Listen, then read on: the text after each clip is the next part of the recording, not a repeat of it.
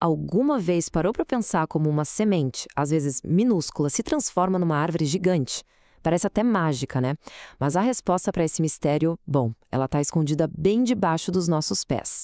Hoje, a gente vai desenterrar os segredos da anatomia da raiz e descobrir quais são os verdadeiros motores que impulsionam o crescimento de todas as plantas.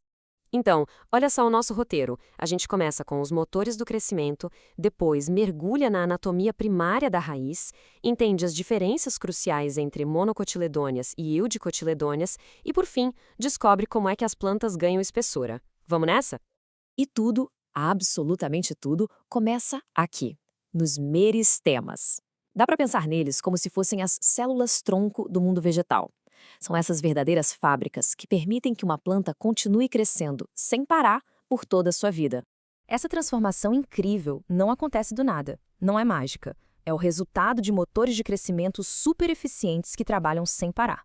São eles que constroem a planta célula por célula, a partir do zero. E esses motores são os meristemas. Basicamente, são centros de células-tronco vegetais. Ali, as células estão se dividindo o tempo todo. Elas são como uma tela em branco, sabe? Prontas para se transformar em qualquer tecido que a planta precisar. É isso que dá a ela essa capacidade fantástica de crescer e se adaptar a vida inteira. E existem dois tipos principais de crescimento, tá? O primário, que acontece lá nas pontas, faz a planta se alongar, buscando mais luz lá em cima e mais água aqui embaixo. Pensa nisso como uma exploração de novos territórios.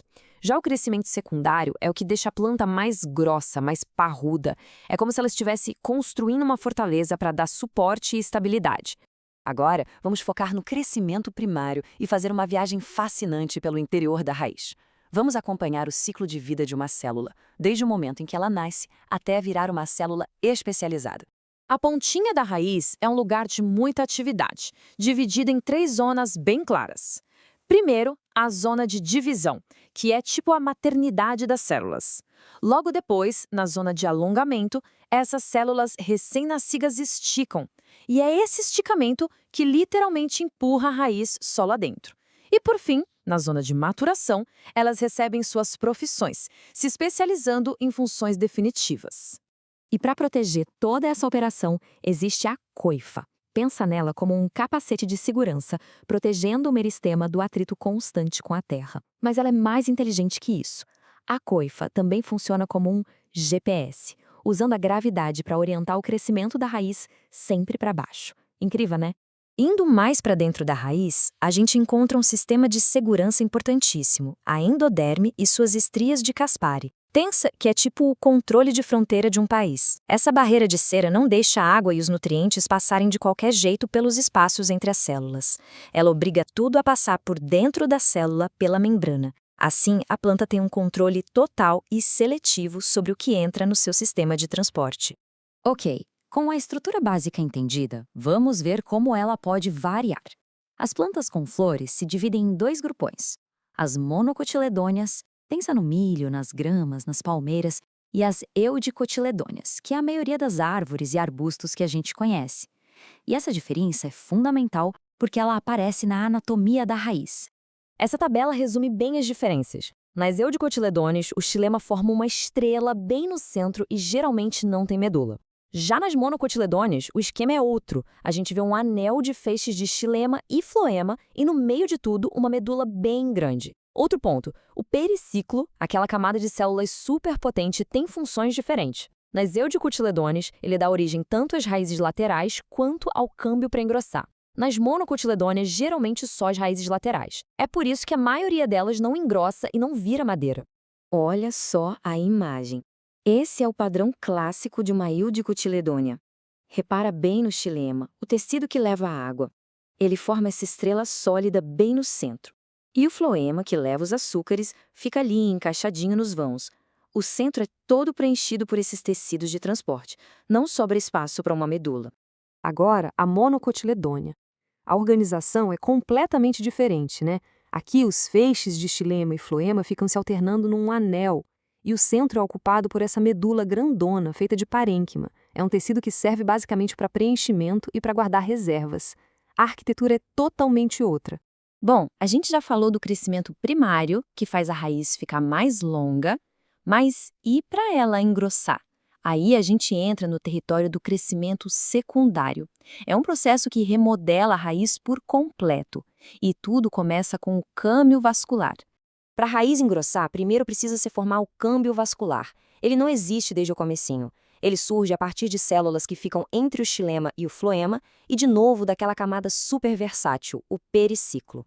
No início, esse novo tecido tem um formato todo ondulado, acompanhando o desenho daquela estrela de xilema. E então a mágica acontece. O câmbio começa a trabalhar produzindo xilema secundário, que é a madeira para o lado de dentro.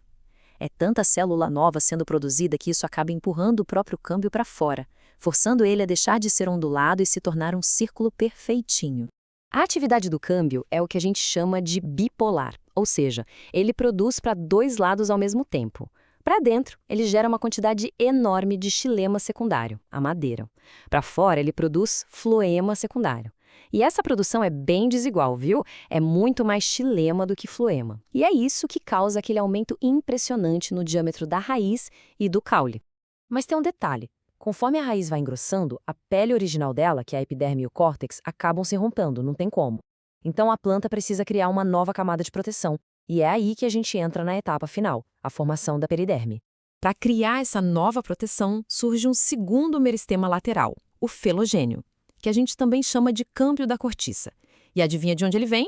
Do periciclo, de novo. Essa camada é incrível. A missão do felogênio é construir uma nova casca, bem mais resistente. E assim como o outro câmbio, o felogênio também produz para os dois lados. Para fora, ele cria o suber, a famosa cortiça. É uma camada de células mortas e impermeáveis, um isolante e protetor fantástico. Para dentro, ele forma a feloderme. O conjunto dessas três camadas, o suber, o felogênio e a feloderme, é o que a gente chama de periderme, a nova e robusta casca da planta. Essa citação aqui resume tudo perfeitamente. O sucesso das plantas não é sorte. Ele está todo baseado nessa capacidade incrível de usar os meristemas para construir e reconstruir seus corpos, se adaptando o tempo todo aos desafios de se sustentar, de transportar água e de se proteger. E para a gente fechar, fica uma reflexão. Vimos uma arquitetura super complexa, desde a pontinha da raiz até a formação da casca. Se cada uma dessas estruturas tem uma função tão precisa, o que essa complexidade toda nos conta sobre a longa jornada evolutiva das plantas? O que ela pode nos ensinar sobre as estratégias de sobrevivência e a resiliência impressionante que define o reino vegetal?